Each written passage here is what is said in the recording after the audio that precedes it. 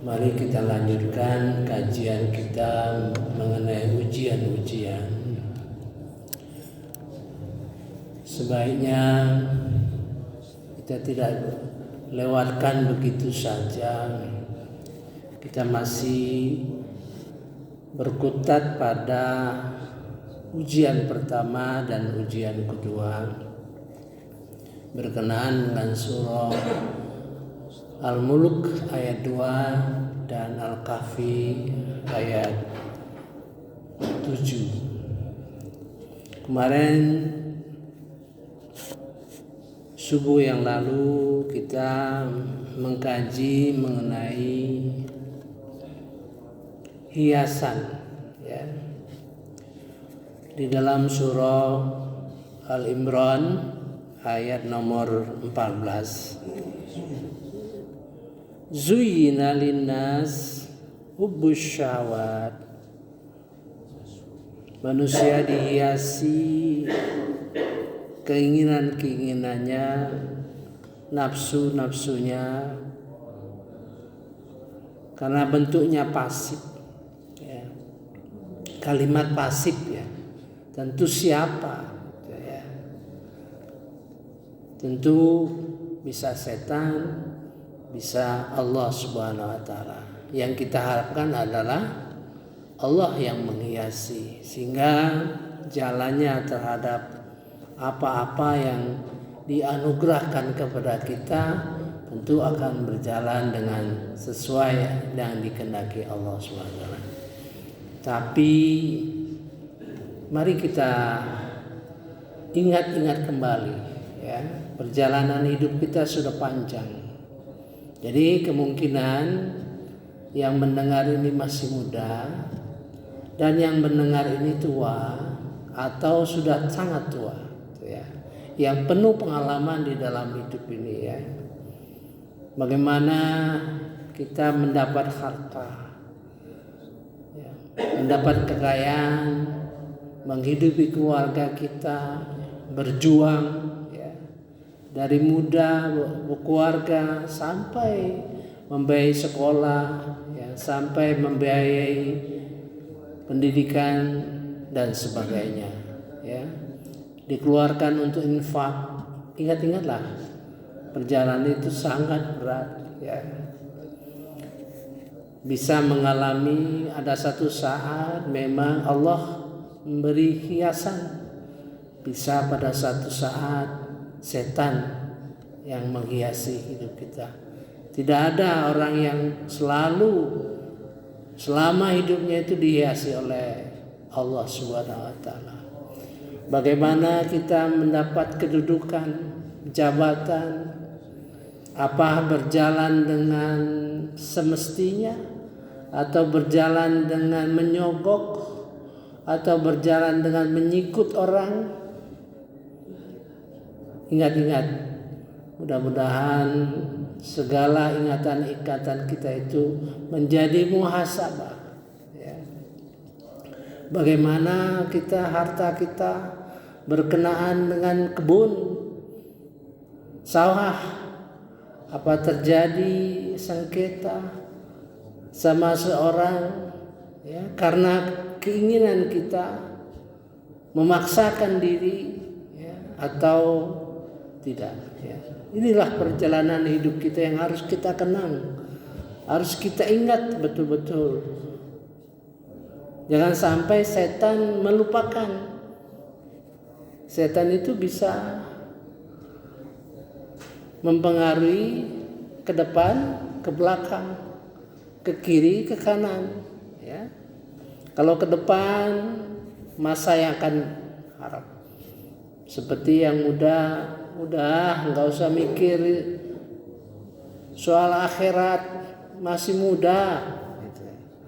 Atau yang sudah berdosa, yang lalu-lalu, dia bilang nggak usah bikin lah, yang sudah let bygones be bygones, tidak akan bahagia kamu. Padahal itu merupakan objek dari istighfar kita. Yang dalam perjalanan hidup itu mari kita kenang semua, ya. Bagaimana kita mendapat jabatan? Apa dengan menyikut orang? Apa dengan menipu? Ya, itu kita kenang. Kalau tidak kita kenang, maka kita akan ditutupi oleh setan. Ya. Padahal kelakuan kita mungkin jelek.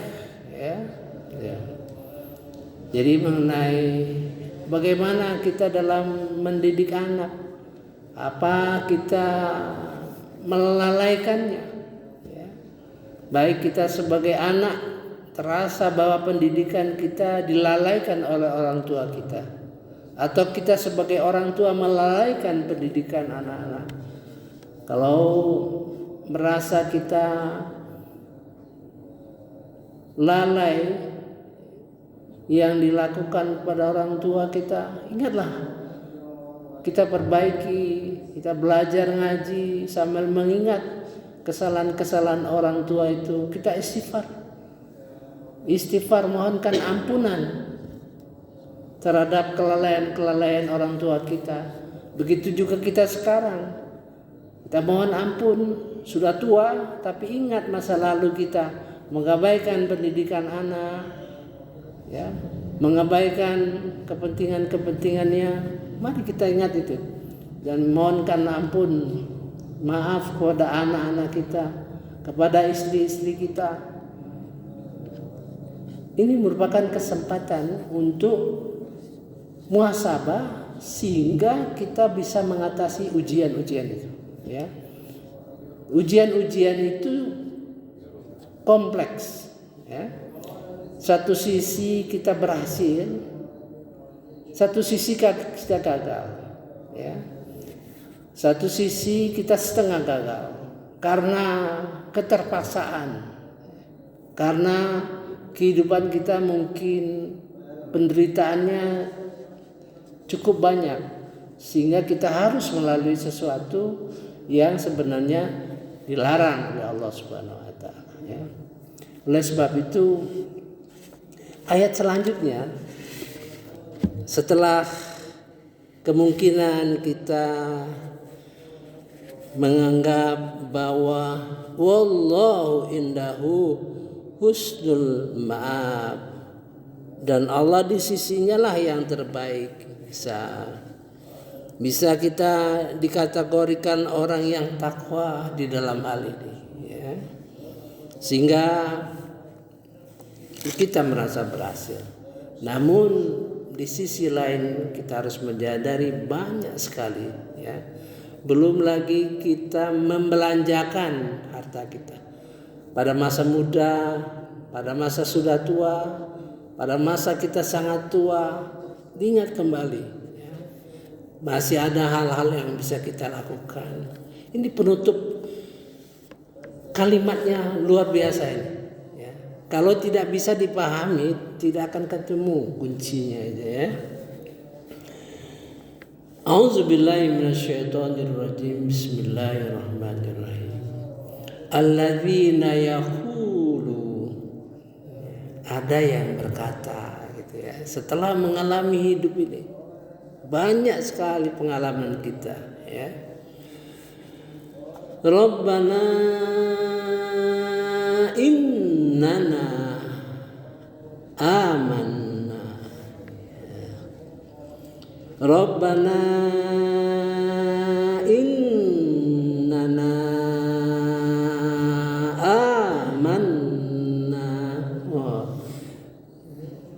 Sungguh merasa getarannya sangat dalam sampai 6 harkat, kita baca itu, ya. Tuhan kami, sesungguhnya kami beriman. Bisa saja, mengapa ada penegasan innana? Itu taukid, ya. Taukid itu biasanya ada keraguan, ya, sehingga harus kita yakinkan. Karena pengalaman kita hidup ini dalam perjuangan, dalam mengatasi segala persoalan, ya, kadang-kadang berhasil, kadang-kadang gagal, gitu.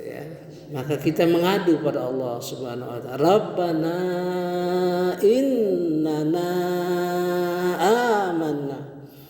Dia ragu. Di dalam kalimat tersebut ada keraguan, ya.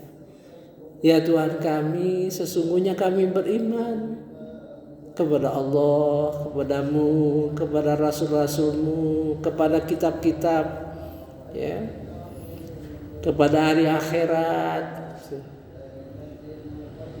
Tapi merasa ragu gitu. Maka dikatakan farfir lana dzunubana. Ampunilah dosa kami. Mengapa kalimat di sini tidak mengatakan dunia, ya kan? Allah mengajari kita ya. Farfir lana dzunubana. Ampuni dosa kami ya Allah dari perjalanan hidup kita. Kita rekam, ya, kita ingat kembali dari kecil, besar sampai dewasa, ya, mengenai hubungan kita dengan keluarga, hubungan kita dengan harta, hubungan kita dengan jabatan yang mungkin kita peroleh, hubungan dengan menghadapi kesulitan-kesulitan, ya. Maka kita katakan Rabbana innana amanna farfir lana dzunubana wa qina adzabannar. Wa qina adzabannar, jauhkanlah kami dari siksa neraka. Jadi yang pantas menguraikan ayat-ayat ini orang yang sudah pengalaman hidupnya panjang baru bisa memahami. Jadi ini merupakan ilmu. Jadi perjalanan hidup kita menggambarkan pengetahuan. Saya ulang kembali. Dalam surah Baqarah ayat 200 dengan 201 ada doa. Rabbana atina fid dunya, ya, orang yang berdoa Rabbana atina fid dunya digandeng dengan 201. Orang yang berdoa Rabbana atina fid dunya hasanah wa fil akhirati hasanah. Apa beda orang pertama dan kedua? Orang kedua mengucapkan Rabbana atina fid dunya hasanah wa fil akhirati hasanah. Orang pertama mengatakan Rabbana atina fid dunya. Berarti orang kedua ini punya ilmu, gitu ya. Dia punya pengetahuan bahwa ada kehidupan di dunia dan ada kehidupan akhirat. Orang yang pertama tadi tidak punya ilmu, ya, dia pikir hanya kehidupan di dunia. Sekarang mengapa dia sebut hasanah? Dua, ya, fid dunya hasanah wa fil akhirati hasanah. Mengapa ada hasanah? Mengapa ada hasanah? Karena dia beramal. Jadi ilmu amal. Kemudian dia katakan wa qina adzabannar. Ya Allah, selamatkan, hindarkanlah kami api. Jadi ada tiga. Jadi di dalam Al-Quran ini tergambar bahwa perjalanan dari ayat ke ayat merupakan pertambahan ilmu pengetahuan, pertambahan amal, pertambahan keyakinan iman. Nah, itu ya. Sekarang doa ketiga. Rabbana atina, Rabbana amanna, gitu. Rabbana innana amanna farfir lana dzunubana wa qina adzabannar. Mengapa tidak ada lagi urusan dunia? Mengapa tidak lagi urusan dunia? Karena urusan dunia dia punya keyakinan bahwa urusan dunia itu di dalam kekuasaan Allah Subhanahu wa taala. Mau kaya kek, mau punya jabatan, mau menderita kek, itu takdir Allah Subhanahu wa taala. Maka tidak lagi dipersoalkannya. Dia menghadapi persoalan dosa dan perlindungan dari Allah Subhanahu wa taala, ya. Jadi ada pergeseran ilmu. Jadi sepanjang kita membaca Al-Qur'an, ya, sepanjang itu juga pergeseran ilmu, amal dan iman, ya. Karena kita diuji, liyabluwakum ayyukum ahsanu amala. Kemudian diuji, linabluwahum ayyuhum ahsanu amala. Diuji siapa amal yang terbaik, kemudian perbuatan yang terbaik, gitu ya. Saya kira cukup ya malam subuh ini. Tinggal satu lagi ayat yang penting juga. Satu, pengalaman hidup kita seperti ini selama ini, mari kita muhasabah dan beristighfar terus menerus, mengingat kembali semua yang kita lakukan itu ya. Subhanakallahumma wa bihamdika asyhadu an la ilaha illa anta astaghfiruka wa atubu ilaik. Wallahu a'lam. Wassalamualaikum warahmatullahi wabarakatuh.